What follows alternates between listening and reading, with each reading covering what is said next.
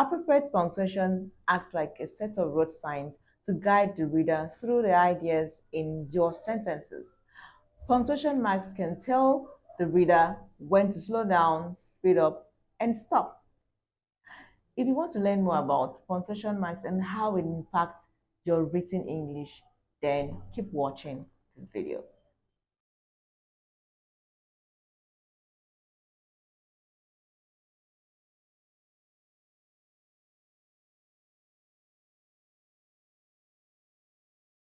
Hello language lovers, welcome back to my channel. Today we're going to tackle an essential topic in English, punctuation.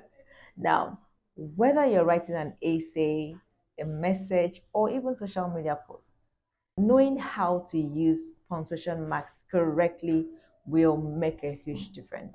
Without further ado, let's dive right in. First of all, let's understand the meaning of punctuation. What's punctuation? What does it mean?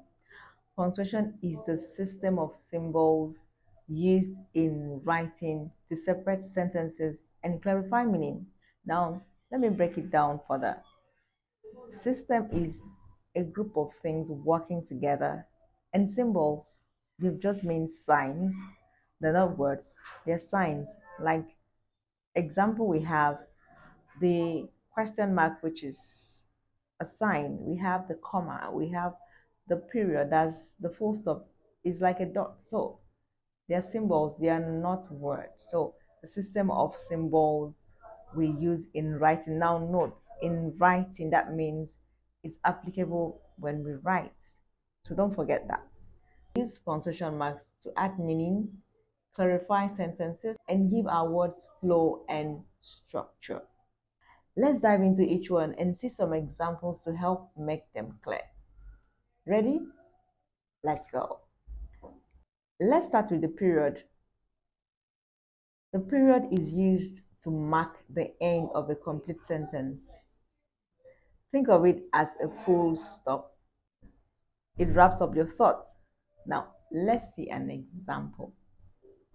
The dog barked loudly. Period. She likes to read. Period. That is the function of a period. Without periods, it is hard to know when one thought ends and another begins. Next up is the comma. Commas are super versatile.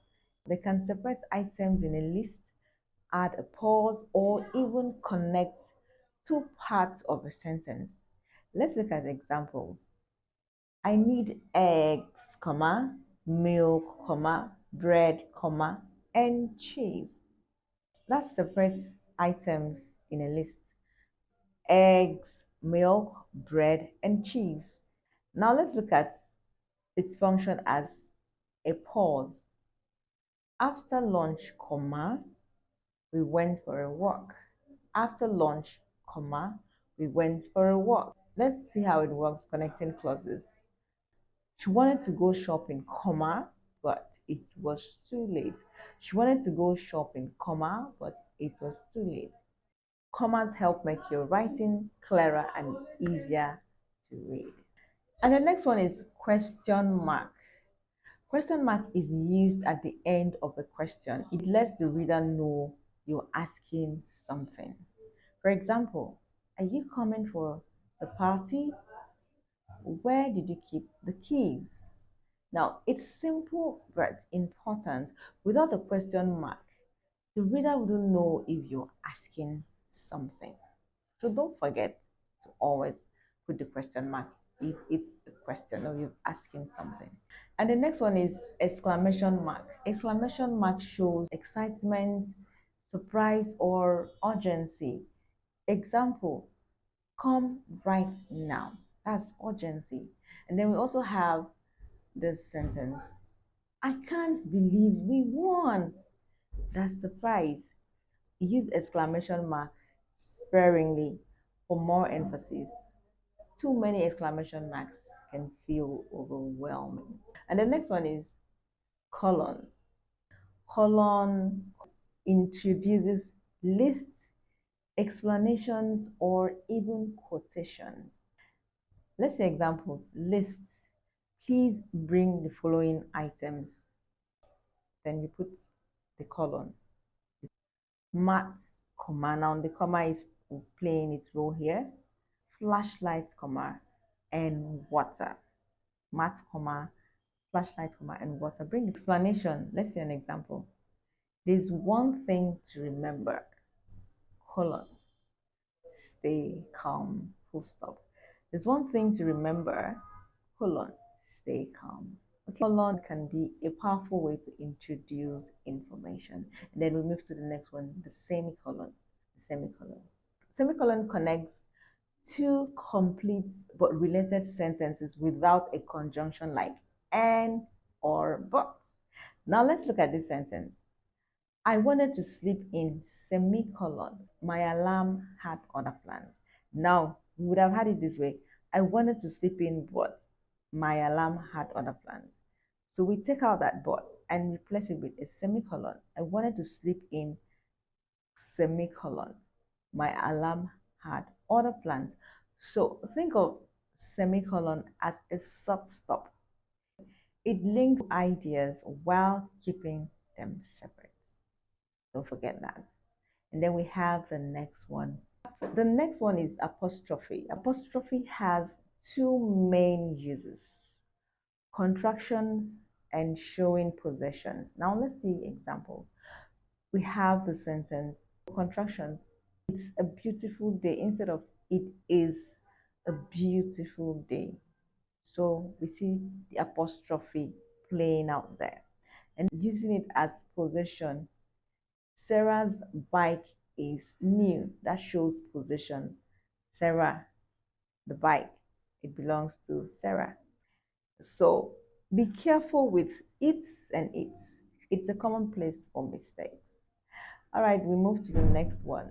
The next one is quotation marks. So you use quotation marks when you're including someone else's words exactly or quoting something. For example, he said, I'll be there soon. Now, I'll be there soon is exact word. Don't forget to put quotation mark on that exact sentence. So we have the sign read, welcome to the beach, quotation mark. If you're uplifting a quote by someone, put the quotation mark and also add the name of the author. Quotation mark shows what someone said word for word. And then we have the next one, parentheses. Parentheses are used to add extra information that isn't essential to the main sentence. Okay, let's see example. She finally called me back to explain. Now let's see this extra information.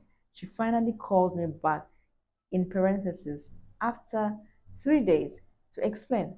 So you see, without after 3 days, it is still a complete sentence and it still makes sense.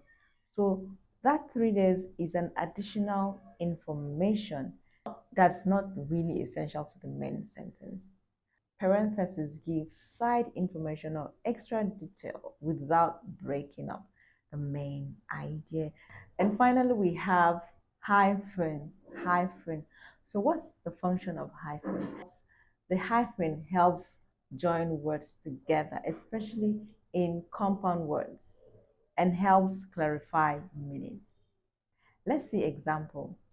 She bought a two-bedroom flat. So we have a two-bedroom flat, hyphen in between two-bedroom. We have this other sentence. It's a well-known fact. You can see the hyphen between well-known, the well-known. So it joins two words, especially compound words, together, and it also helps clarify meaning. Hyphen helps connect words for clearer meaning. That's it for today, guys. I hope you learned something today. To let me know in the comment section, and don't forget to use your punctuation marks appropriately so your reader can enjoy your writing. Don't forget to give this video a thumbs up, comment.